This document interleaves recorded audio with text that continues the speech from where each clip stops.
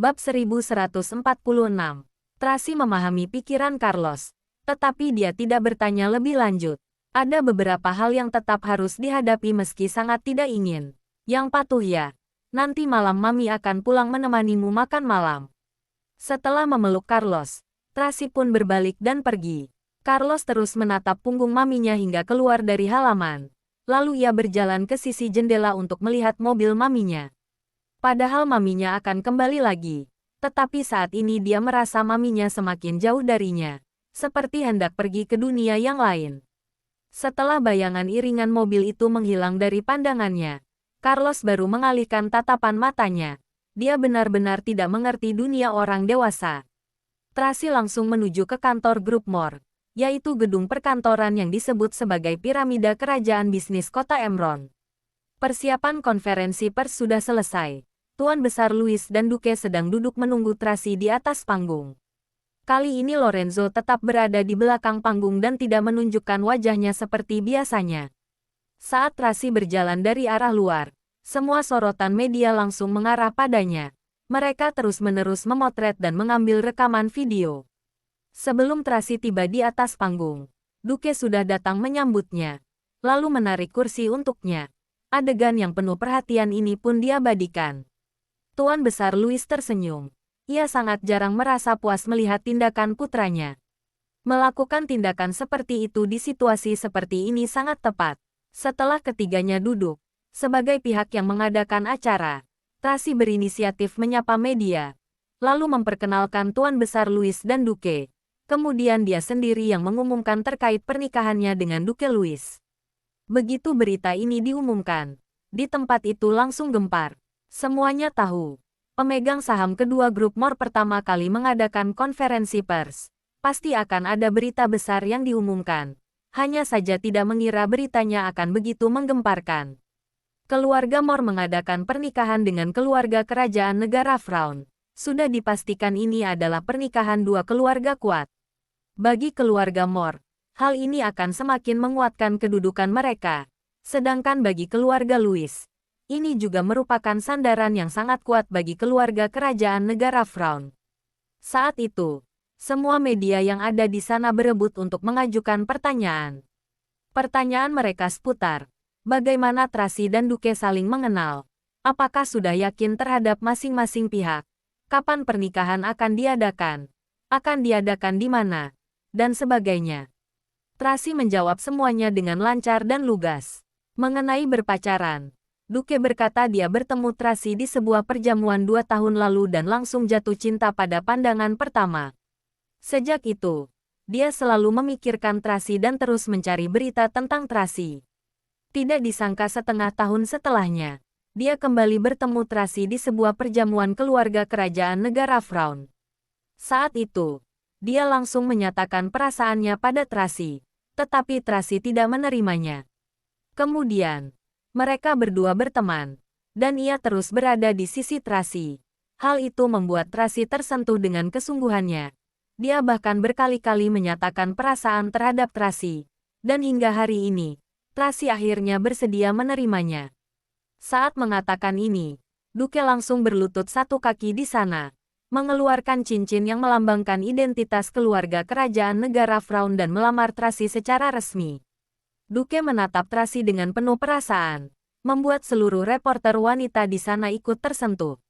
Bahkan, ada orang yang berseru, ini adalah cinta antara pangeran dan putri yang begitu sempurna. Saat melihat cincin itu, Tracy teringat pemandangan saat dia menikah dengan Daniel. Masa lalu itu muncul di benaknya. Dalam sekejap, pria yang berlutut satu kaki di hadapannya itu seperti berubah menjadi Daniel. Dia tersenyum lembut. Tatapan matanya menjadi penuh perasaan. Ia perlahan mengulurkan tangannya ke arah Duke dan menerima lamaran itu. Duke sangat terharu. Dia langsung memakaikan cincin itu di jari Tracy. Lalu memeluk Tracy dengan erat dan berbisik di telinga Tracy dengan lembut. Tracy, aku mencintaimu. Tracy baru tersadar pada saat ini. Orang yang ada di hadapannya adalah Duke, bukan Daniel. Sepertinya Daniel tidak pernah mengatakan, aku mencintaimu. Ya, sama sekali tidak pernah. Lupakanlah. Mulai saat ini, semua dimulai dari awal.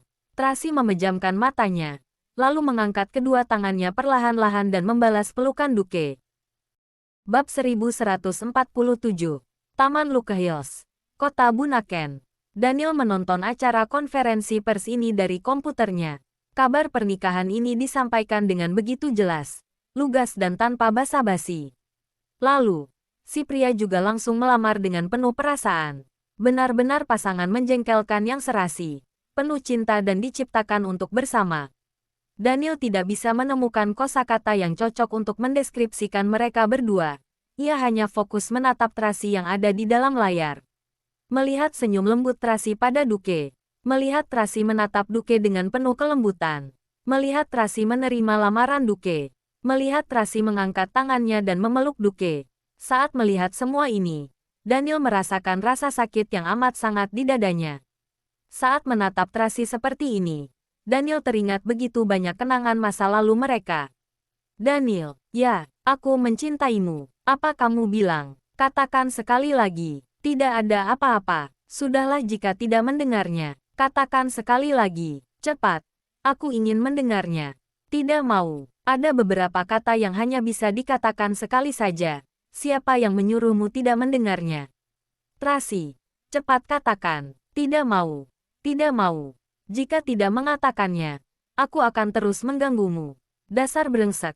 Aku sudah mimisan seperti ini. Kamu masih saja tidak mau melepaskanku. Jangan bercanda lagi. Jangan bercanda lagi. Geli. Hahaha. Bagaimana kalau hamil lagi? Lahirkan 3 anak kembar lagi. Agar rumah semakin ramai. Jangan bercanda. Kamu menganggapku hewan ternak ya? Alangkah baiknya. Carlos, Charles dan Carla pasti akan sangat gembira. Kenangan-kenangan begitu indah yang muncul satu persatu dalam ingatannya itu bagaikan jarum yang menusuk saraf otak Daniel dengan kejam, membuatnya sangat menderita. Matanya merah menatap layar komputer itu. Pikirannya dipenuhi adegan intim antara Tracy dan Duke. Sama sekali tidak menyadari dia sudah meremas gelas kaca hingga pecah dan sekarang ia masih meremas pecahan kaca itu di dalam genggaman tangannya. Daniel seperti ingin sedang mempertahankan hubungan cintanya dengan Tracy. Setiap kali menggunakan tenaga, pecahan kaca itu menusuk telapak tangannya semakin dalam dan rasa sakit itu membuatnya menderita. Juga membuatnya terluka. Namun, dia tetap tidak ingin melepaskan tangannya. Tuan Daniel, cepat lepaskan. Terdengar suara Ryan dan Lily yang berteriak panik. Akhirnya Daniel tersadar. Dia menurunkan tatapan matanya dan melihat tangannya. Ternyata karena genggaman tangannya begitu erat, membuat pecahan kaca menusuk daging telapak tangannya. Tetapi dia sama sekali tidak merasakan sakit. Tracy sudah pergi, meninggalkannya, juga meninggalkan keluarganya. Apa dia juga harus melepaskannya? Namun, dia tidak rela. Benar-benar tidak rela. Tuan Daniel, Anda jangan begini. Lily tidak bisa menahan air matanya saat pertama kali melihat Daniel seperti ini. Dia berlutut satu kaki di lantai dan mengobati luka Daniel dengan panik. Ryan mengambil beberapa lembar tisu dan membantu mengelap tetesan darah yang mengenai wajah Daniel. Saat ini Daniel baru tersadar. Ternyata dia telah mimisan tanpa disadari. Dia mengelap hidung dengan tangannya yang satu lagi dan tangan itu dipenuhi darah. Setelah menatap darah itu, dia berkata dengan dingin dan tenang, sama sekali tidak sakit. Tuan Daniel, Lily berkata sambil menangis. Anda tidak bisa seperti ini lagi. Anda harus menerima pengobatan. Wajib menerima pengobatan. Aku sudah menemukan tim medis yang cocok. Tim medis yang mengobati Nona Tracy dulu. Mereka akan tiba di kota Bunaken besok. Mereka bisa menyembuhkan Nona Tracy. Pasti bisa menyembuhkan Anda juga. Asalkan Anda sembuh, maka tidak ada masalah yang bisa menyulitkan Anda. Anda bisa merebut Nona Tracy kembali, menjemput Carlos dan Carla kembali pulang ke rumah. Dengan begitu kalian sekeluarga bisa berkumpul bersama. Kalimat terakhir itu berhasil membujuknya. Mata Daniel tiba-tiba berbinar. Benar, asalkan tubuhnya sehat, maka tidak ada yang bisa menghalanginya. Baik Lorenzo maupun Duke. Tidak ada yang bisa merebut istri dan anaknya. Dia harus merawat tubuhnya dan menjemput mereka pulang. Bab 1148. Setelah tiba di villa sisi selatan, Sanjaya sudah menunggu di pintu masuk sambil memegang tongkat. Kematian Tuan Besar memberikan pukulan yang sangat kuat bagi Sanjaya. Rambutnya sudah memutih dalam sebulan. Sekarang penampilannya saat memegang tongkat ini sedikit mirip dengan penampilan Tuan Besar dulu. Kakek Sanjaya, Charles turun dari mobil dan berlari riang ke arahnya. Setelah Tuan Besar meninggal, anak-anak menganggap Sanjaya seperti kakek buyut mereka, juga menghormati dan bergantung padanya. Halo, Charles. Sanjaya membungkukkan tubuhnya dan memeluk Charles, lalu menepuk punggung Charles dengan lembut. Kakek senang melihatmu. Hehe, aku juga, ujar Charles gembira. Apa kakek Sanjaya sudah membaik? Sudah jauh lebih baik. Sanjaya membelai rambut Charles. Masuklah. Di luar dingin. Iya, Charles menganggukkan kepalanya, lalu masuk ke dalam rumah sambil menggandeng tangan kakak pengasuh. Saat Daniel yang berada di sisi mobil melihat Sanjaya, dia sedikit mengernyitkan keningnya dan mengalihkan pandangannya, memelototi Ryan dan Thomas. Keduanya menundukkan kepala dengan rasa bersalah. Lily pun tidak berani berbicara. Sepertinya Tuan Daniel tidak menyambutku yang sudah tua ini. Sanjaya menatap Daniel sambil tersenyum hangat. Bukan begitu. Daniel berjalan mendekat, lalu menyapa sambil tersenyum. Ada teh bagus di ruang kerjaku. Disiapkan untuk kakek sewaktu ia masih ada. Hehe. Kalau begitu, aku tidak akan sungkan lagi. Sanjaya dan Daniel berjalan berdampingan masuk ke dalam villa. Daniel memerintahkan pelayan untuk menyiapkan teh, lalu memasuki ruang kerja di lantai 1 bersama Sanjaya. Daniel melepaskan jasnya dan duduk di sofa, lalu hendak meminum anggur yang sudah disediakan pelayan seperti biasanya. Tetapi Sanjaya menahannya. Kelak tidak boleh minum anggur lagi. Pelayan itu sangat ketakutan. Daniel memberikan isyarat tangan dan pelayan itu segera mengundurkan diri sambil menundukkan kepala. Paman Sanjaya, jangan dengarkan omong kosong kedua bocah itu, ujar Daniel menjelaskan. Ini hanya sakit ringan, sama sekali tidak parah. Aku sudah mengetahui segalanya. Anda tidak perlu menutupinya dariku. Sanjaya menghela napas, lalu berkata dengan nada sedih. Sebenarnya sejak awal aku sudah merasa Victoria bukanlah wanita baik. Hanya saja tidak menyangka dia bisa begitu kejam. Meski sudah sekarat, dia masih saja berbuat jahat. Jika di alam sana, Tuan Besar tahu Anda diracuni oleh Victoria, mungkin beliau akan sangat menyesal telah salah mempercayai orang. Itu sudah berlalu. Tidak perlu dibahas lagi, ujar Daniel dengan nada datar. Ya, ia sudah tiada. Meski membuat Victoria menderita di alam sana, juga tidak bisa mengubah apapun, ujar Sanjaya sambil menghela napas. Aku hanya berharap Tuan bisa menerima pengobatan. Dulu racun begitu parah yang dialami Nona Tracy juga bisa disembuhkan. Anda juga pasti bisa sembuh. Tuan Besar sudah tiada. Seluruh grup Wollens mengandalkan Anda. Jika sampai terjadi sesuatu pada Anda, bagaimana dengan grup Wollens? Bagaimana dengan anak-anak? Aku mengerti. Daniel menganggukkan kepalanya. Besok aku akan ke perusahaan untuk melakukan serah terima lebih dulu. Untuk masalah rumah harus merepotkan paman. Setelah diurus semuanya, aku akan memulai pengobatan. Baguslah jika begitu. Sanjaya melihat kain kasa yang membalut tangan Daniel, lalu membujuk dengan sungguh-sungguh. Aku sudah lihat beritanya. Aku tahu ini sangat sulit untuk diterima. Tapi aku selalu merasa kehidupan manusia sangat panjang. Selama masih hidup, maka semuanya masih ada harapan. Daniel merasa tersentuh saat mendengar perkataan ini. Benar, selama dia masih hidup, semuanya masih bisa diperbaiki. Jalani pengobatan dengan baik, semuanya masih bisa berubah. Sanjaya menepuk pundak Daniel. Ada Direktur Tony di perusahaan.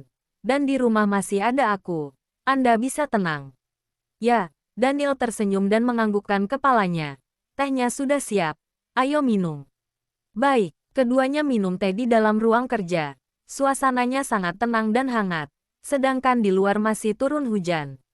Daniel menuangkan teh untuk Sanjaya.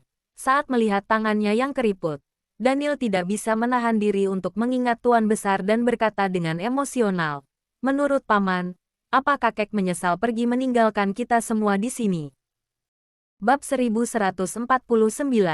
Menyesal. Sanjaya menghela napas. Beliau terus menunggu Nona Tracy masuk. Ia ingin meminta maaf secara langsung padanya. beliau meninggal setelah mengatakan hal ini. Sebenarnya sebelum meninggal, sudut matanya terus basah. Beliau merasa menyesal dan terus menyalahkan dirinya sendiri.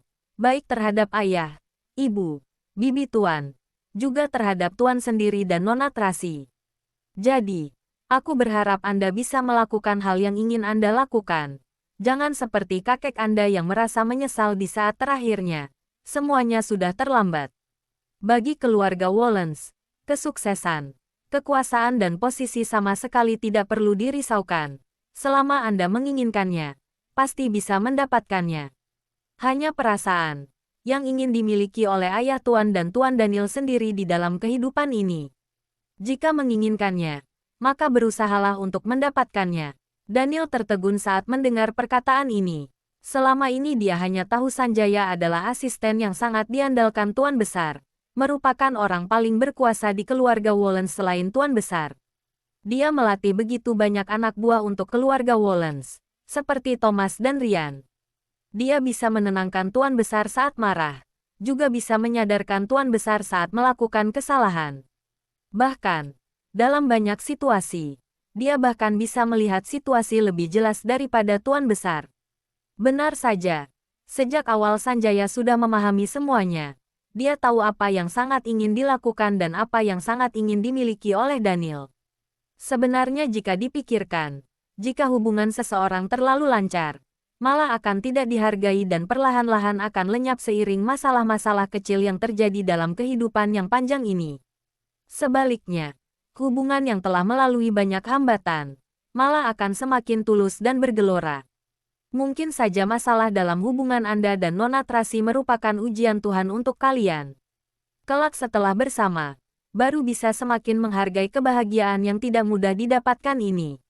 Sanjaya menepuk pundak Daniel dan berkata dengan sungguh-sungguh, "Jadi, selama Tuan Daniel masih hidup, mimpi pasti bisa menjadi kenyataan." Perkataan ini memberikan semangat yang besar bagi Daniel.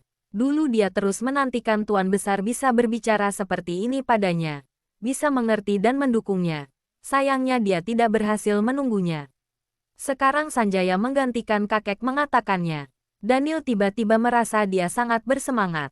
Dia mulai percaya, asalkan kesehatannya pulih, semuanya bisa berubah. Tracy bisa kembali ke sisinya dan anak-anak juga bisa berkumpul kembali. Semuanya akan kembali ke masa terindah. Keesokan harinya, Daniel mengadakan rapat Dewan Komisaris dan menunjuk Direktur Tony sebagai Direktur Pelaksana.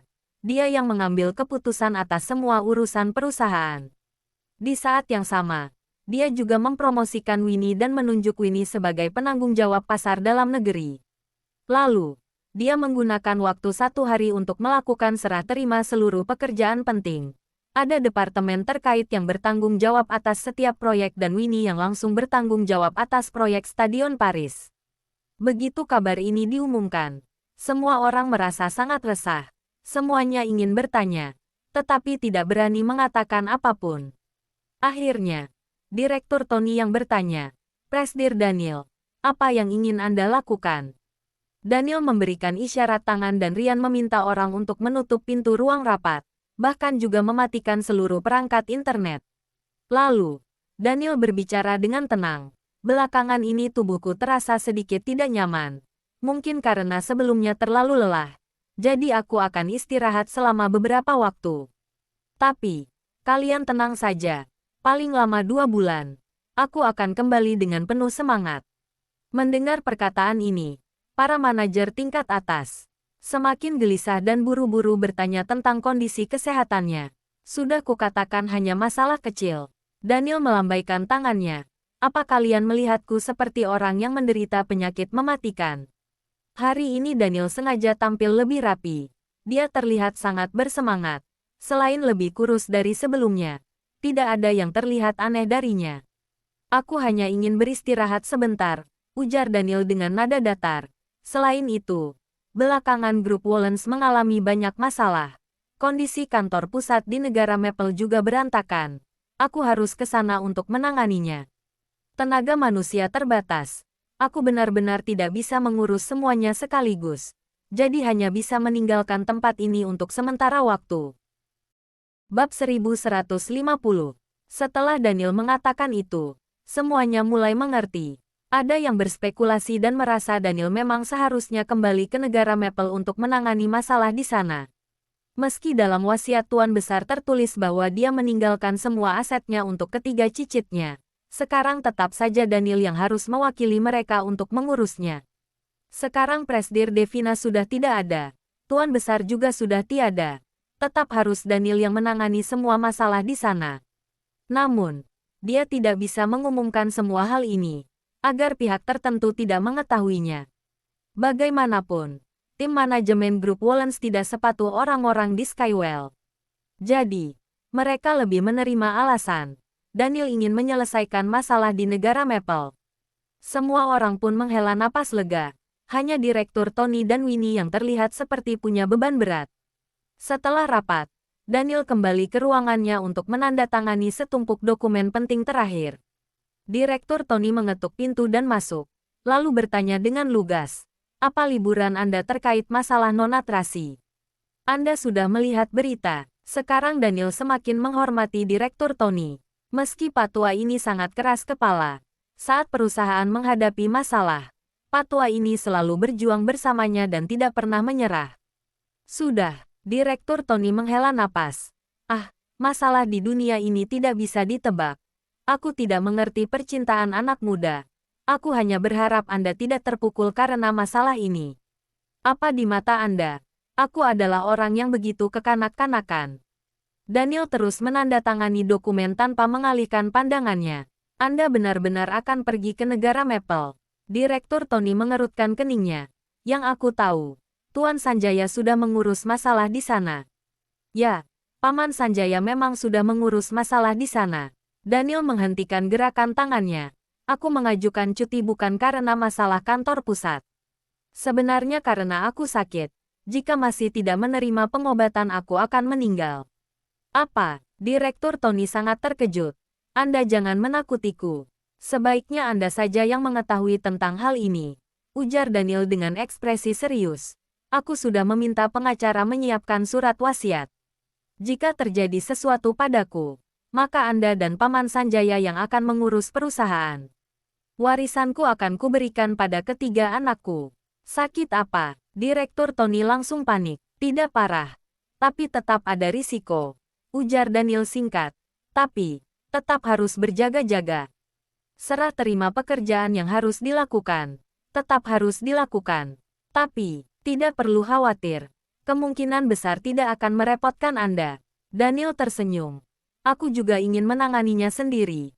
Bagaimanapun, Anda juga sudah berumur. Tidak bisa bekerja terlalu keras lagi. Dasar bocah tengik. Di saat seperti ini kamu masih bisa bercanda denganku. Direktur Tony sangat kesal. Sebenarnya perkataan mana yang benar dan mana yang tidak? Bisakah kamu mengatakan yang sebenarnya padaku? Yang kukatakan sekarang adalah kenyataan. Daniel menyerahkan sebuah dokumen pada Direktur Tony. Anda dan Paman Sanjaya masing-masing memiliki dokumen ini satu rangkap. Anda harus menyimpannya dengan baik. Apa ini? Direktur Tony membuka dokumen itu dengan perlahan. Lihat saja pelan-pelan. Aku sudah selesai menandatangani dokumen. Aku pergi dulu. Setelah menandatangani dokumen terakhir, Daniel meletakkan pulpen, lalu berdiri dan pergi. Direktur Tony membuka dokumen itu. Ternyata isinya adalah surat wasiat Daniel. Seperti yang Daniel katakan tadi, isi surat wasiat itu adalah jika Daniel meninggal, hak kepengurusan grup Wollens akan diserahkan sepenuhnya padanya dan Sanjaya. Seluruh aset grup Wollens akan diberikan kepada ketiga anak Daniel. Berikut rencana pembagiannya. Bahkan, secara khusus, dijelaskan, setelah Carlos berusia 12 tahun, dia bisa memilih untuk mengambil alih perusahaan di bawah bimbingan Sanjaya. Sedangkan seluruh aset pribadi Daniel diberikan kepada Tracy, ibu dari anak-anaknya. Namun, masa berlaku surat wasiatnya adalah setahun. Jika terjadi sesuatu pada Daniel yang menyebabkannya meninggal dunia dalam jangka waktu setahun ini, maka akan dilaksanakan sesuai wasiat ini. Setahun kemudian, wasiat ini akan hangus secara otomatis. Ini, tangan Direktur Tony yang memegang surat wasiat itu gemetar. Sekarang dia sudah percaya. Daniel benar-benar sakit. bahkan mungkin akan membahayakan nyawanya. チャンネル